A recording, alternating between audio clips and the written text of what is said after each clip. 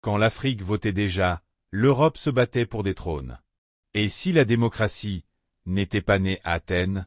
Et si, au cœur des hautes terres d'Afrique de l'Est, un peuple africain avait inventé un système politique si juste, si avancé, qu'il ferait pâlir les grandes démocraties modernes? Oubliez les trônes dorés et les rois autoproclamés. Bienvenue chez les Oromo, en Éthiopie. Là où chaque leader est élu. Là où le pouvoir est temporaire, contrôlé et éthique. Là où existe un système ancestral, le Gadaa. Le Gadaa, une démocratie millénaire. Le Gadaa, c'est un chef-d'œuvre africain d'organisation sociale et politique. Un système où le peuple élit ses dirigeants tous les 8 ans. Chaque cycle de pouvoir est régi par des règles sacrées.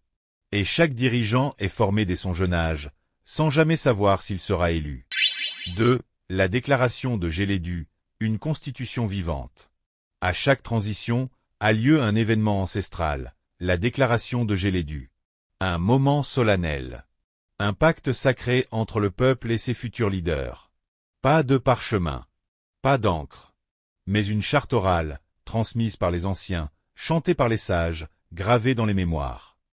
3. Une mécanique de la justice et de l'harmonie. Le Gadaa, ce n'est pas que la politique. C'est une machine sociale et éducative. Chaque citoyen passe par des classes d'âge, apprentissage, responsabilité, sagesse. Les jeunes apprennent des anciens. Les guerriers protègent, mais n'obéissent pas aveuglément.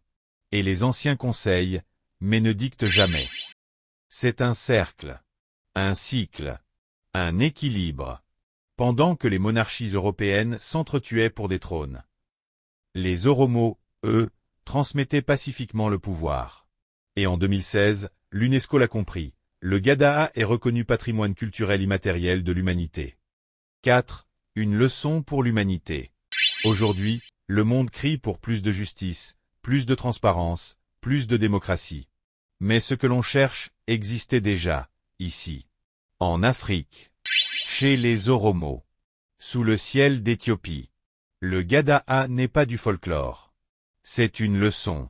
Une réponse. Un trésor. L'Afrique n'a jamais attendu qu'on lui apprenne la démocratie. Elle l'a inventée. Elle l'a vécue. Elle l'a honorée. Alors souvenez-vous de ce mot, Gadaa.